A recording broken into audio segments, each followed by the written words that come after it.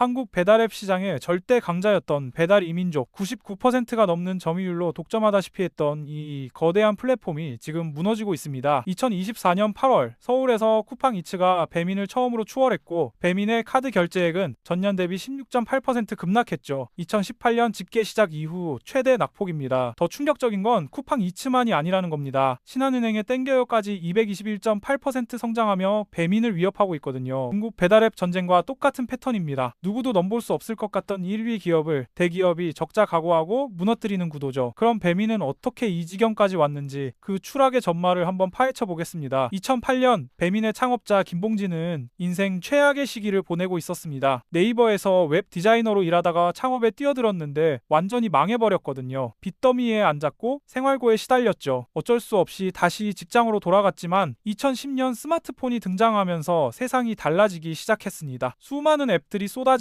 사람들의 삶이 바뀌는 걸 보면서 김봉진은 다시 한번 승부수를 던지기로 결심했죠. 배달통이란 앱이 먼저 나왔지만 배달 애민족은 출시되자마자 폭발적인 성장세를 탔습니다. 사실 배달 앱들은 서로 차별점을 만들기가 어려웠습니다. 들어가서 메뉴 보고 주문하면 배달해주는 구조는 다 똑같았거든요. 혁신이라고 할 만한 걸 만들어내기가 거의 불가능했죠. 그래서 가장 중요한 건 마케팅이었습니다. 모든 배달 앱이 쿠폰을 뿌렸지만 배민은 브랜딩에서 완전히 다른 길을 걸었습니다. 우리가 어떤 민족입니까? 치킨은 살이 안 쪄요. 안 쪄요. 살은 내가 쪄요. 같은 참신한 카피로 대중의 마음을 사로잡았죠. 배민채라는 폰트까지 만들어서 유행시켰고 각종 이벤트도 히트를 쳤습니다. 창업자가 디자이너 출신이라 앱 디자인도 다른 앱들보다 훨씬 세련됐고요. 얼마 지나지 않아 배민은 경쟁사들을 제치고 선두 자리를 차지했습니다. 하지만 압도적 1위까지는 아니었습니다. 배달앱 시장에 돈이 된다고 판단한 투자자들이 몰려들기 시작했거든요. 특히 독일계 회사 딜리버리 히어로가 만든 요기요가 적자를 감수하면서까지 엄청난 할인 쿠폰을 뿌려댔죠. 배달앱 시장은 혼란 그 자체였습니다. 2010년대 중반쯤 되자 시장은 배민과 요기요의 양강 구도로 정리됐습니다. 가장 많은 돈을 쓸 수 있는 두 기업이었죠. 양강이긴 했지만 사실상 배민이 앞서 있었습니다. 요기요는 큰 프로모션 할 때만 잠깐 이용자가 늘어났을 뿐 대부분은 배민을 썼거든요. 배민은 배민 라이더스를 출시하며 직접 라이더를 모집하고 관리하기 시작했습니다. 고객 입장에서는 더 빠르고 편리한 배달 서비스를 받게 됐지만 시장 입장에서 보면 배민이 중개를 넘어서 라이더 시장까지 장악한 순간이었죠. 2015년 요기요의 모 회사 딜리버리 히어로는 당시 3위였던 배달통까지 인수하며 배민에 맞섰습니다. IT 시장의 특성상 1, 2가 전부를 먹게 되니까 양쪽 모두 적자를 감수하면서 점유율 확보에 올인했죠. 결국 승자는 배민이었습니다. 딜리버리 히어로는 독일 기업이다 보니 한국 특화 마케팅 같은 전략을 펼치기 어려웠고 솔직히 배민이 너무 잘했습니다. 당시만 해도 배민의 이미지가 나쁘지 않았고 나름 혁신이라 부를 만한 것들도 계속 나왔거든요. 반면 요기요는 큰 변화가 없었죠. 딜리버리 히어로는 계속 쌓을 돈은 있었지만 아무리 돈을 쏟아부어도 점유율이 힘들다고 판단했습니다. 그래서 그냥 1위 기업을 사버리기로 했죠. IT 시장 특성상 1위가 시장을 지배하는데 이미 배민이 1위를 확고히 하고 있었으니까요. 2019년 12월 딜리버리 히어로는 배달의 민족 운영사 우아한 형제들을 인수한다고 발표했습니다. 금액은 40억 달러, 한국 IT 기업 인수 합병 역사상 최대 규모였죠. 김봉진 대표가 왜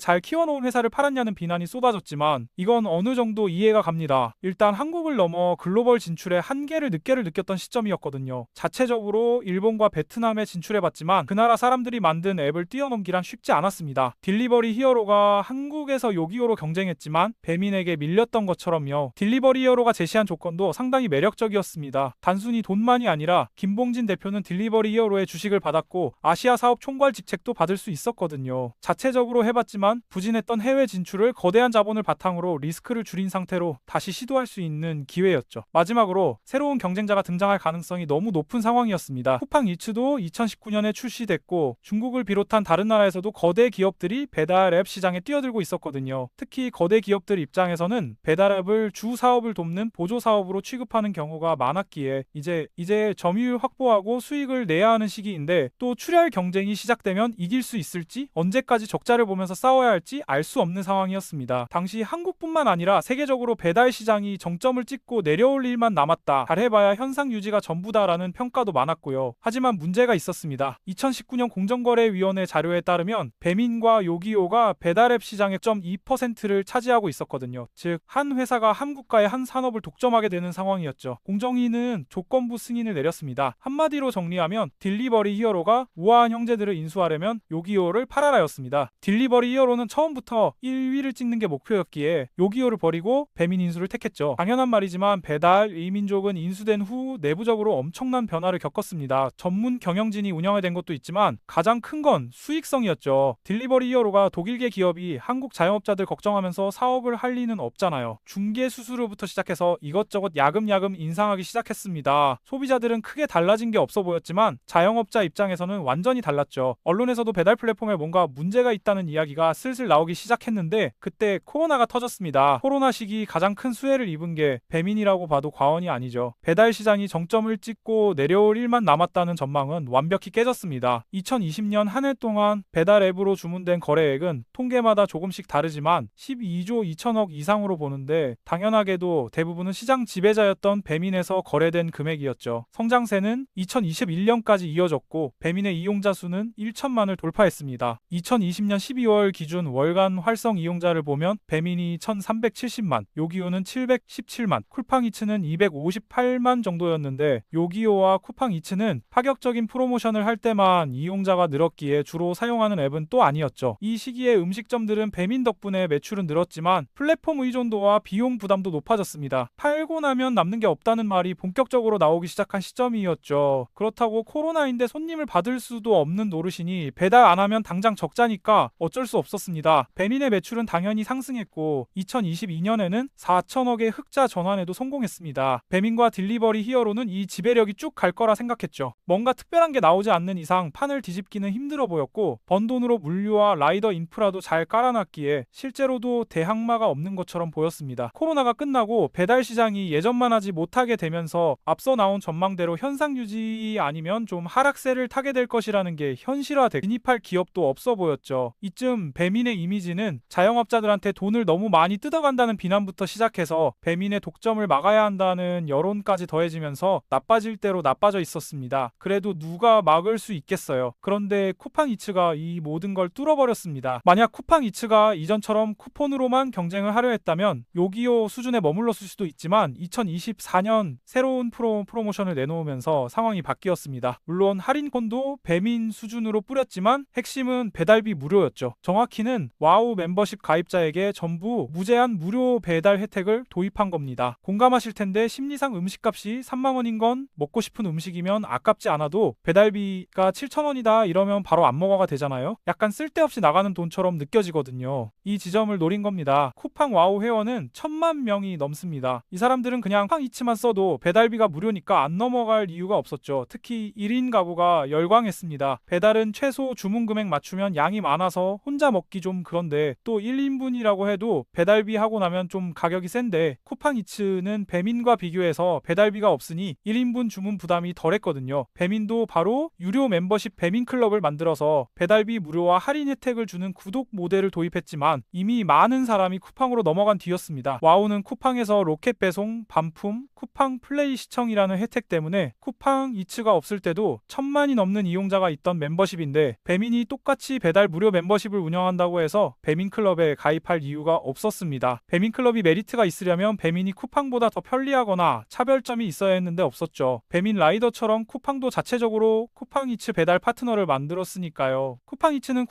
순식간에 게임 체인저가 됐고 배민과 배달 통과는 차원인 위협을 맞이하게 됐습니다. 쿠팡이츠는 2024년 매출 1조 8천억을 찍으며 진정한 대항마임을 입증했습니다. 다만 쿠팡이츠가 프로모션을 워낙 강하게 하다 보니 영업이익은 적었습니다. 인프라도 구축하면서 돈도 많이 썼다 보니 영업이익은 매출의 1.1%인 217억이었죠. 이것도 2023년과 비교해 3배 가까이 오른 수치고요. 배민과 비교해보면 확연하게 느껴집니다. 배민은 매출 4조 3,226억, 영업이익은 6,408억이거든요. 그런데 앞에서 이야기했던 새롭게 진입한 대기업의 목적, 앱 자체로 수익을 내면 좋지만 적자만 안 난다면 수익이 0이라도 상관없다는 말 기억나시나요? 중국 배달 삼국지에서 나온 내용인데 뒤늦게 배달 시장에 뛰어든 진동은 배달에서 돈을 벌 생각이 없다 하고 말했습니다. 삼국지에 참여하는 기업 중 하나인 메이투안도 처음에는 배달에서 수익이 안 나도 상관없다는 입장이었죠. 사실 메이투안은 애초에 배달 앱도 아니었습니다. 쿠팡처럼 소셜 커머스로 시작한 기업이고 호텔과 여행 예약 등의 서비스와 일일 특가라고 그날 특가 상품을 판매하는 서비스였죠. 메이투안이 배달 시장에 뛰어든 건 배달시키러 앱에 들어온 사람들이 주 사업들을 구경할 수 있게 일종의 마케팅으로 사용하려고 지배하려고 했습니다. 만약 배달 시장을 지배할 수 있다면 어느 정도라도 감당 못할 적자 수준이 아니라면 도시 지역 한정이긴 하지만 배달 기사들을 이용해 상품을 빠르게 배달할 수도 있죠. 즉 쿠팡이 로켓 배송으로 뜬 것처럼 주 사업인 커머스에서 엄청난 경쟁력을 가지게 되는 셈입니다. 쿠팡에게도 똑같이 적용되는 말이죠. 적자만 심하게 나지 않는다면 쿠팡 이치의 점유율을 늘려서 유지하는 게 무조건 이득입니다. 쿠팡 플레이처럼 와우 회원을 가입하게 만드는 요소 중 하나이자 금방 말한 것들 모두 쿠팡이 할 수 있는 것들이고 하고 있는 것들이죠. 쿠팡은 전자상거래 기업이긴 하지만 핵심은 물류에 있으니까요. 중국에서는 이미 배달은 시장 점유율 싸움이 됐고 즉시 배송 즉 가사에서 판매하고 중개하는 제품들을 라이더들을 이용해 더 빠르게 배달하는 서비스가 핵심 싸움이 됐습니다. 한국에서도 이 흐름대로 가지 않을까 생각되네요. 이렇게 보면 쿠팡 이츠의 영업이익은 낮은 게 아니라 적자만 안 나도 되는데 수익까지 안겨주는 사업이 되는 셈이죠. 전국적으로 보면 여전히 배민이 많이 우위에 있지만 배민이 추락한다는 말이 나오는 이유도 여기에 있습니다. 물류를 중심으로 보고 가면 쿠팡이 쿠폰을 또 한 번 뿌리면서 쿠팡 제품들을 로켓 배송이 아니라 아예 2시간 뒤 배송으로 가버리면 배민은 따라갈 수가 없거든요. 상품이야 판매할 수 있겠지만 상품풀에서 너무 큰 차이가 나죠. 그렇기에 전국보다 도시 특히 서울의 점유율이 중요하게 처지는데 처음에 나왔듯 서울에서는 이미 쿠팡이 배민을 추월해버렸습니다. 안 그래도 쿠팡 때문에 골치 아픈데 땡겨요까지 부상하고 있죠. 땡겨요는 신한은행에서 출시한 서비스인데 다른 것들과 차별화되는 점이 하나 있습니다. 쿠팡과 배민 모두 수수료가 9.8%인데 땡겨요는 2% 이하 상생이라는 슬로건을 걸고 나왔거든요. 근데 뭐 다들 아시다시피 이전에도 몇 번 나왔고 결국 소비자들은 편하고 할인 많이 해주는 곳을 찾습니다. 땡겨요가 다른 상 배달 앱들과 달리 뜰 수 있었던 건 지자체와 공공배달이라는 입이라는 이름으로 제휴를 맺으면서 재정 지원을 받았기 때문이죠. 정말 상생의 의미로 땡겨요를 쓰시는 분들도 있지만 대부분은 상품권을 이용한 페이백이나 할인 혜택이 커서 사용합니다. 2만원 이상 2회 주문 시 만원 할급 혜택 같은 이벤트까지 있었거든요. 서울시의 목표는 땡겨요를 민간 가는 플랫폼으로 키우겠다입니다. 쿠팡도 해외 기업이고 배민도 해외 기업이니 이왕이면 국내 기업이 하는 게 낫지 않냐는 명분도 있고 계속 자영업자들한테 너무 많이 뜯어간다는 이야기가 나오니 공공으로 어떻게 해보겠다는 거죠. 결국 소비자의 선택이 따라줘야 가능하겠지만요. 현재 기준 배민은 추락하는 느낌이 들지만 몰락까지는 아닙니다. 사실 수치로만 보면 추락도 아니죠. 여전히 잘 되고 있고 시장 지배력도 있으며 매출도 영업이익도 여전하니까요. 중국처럼 상품을 배송하는 쪽으로 확대될 게 뻔하기에 이미 중개형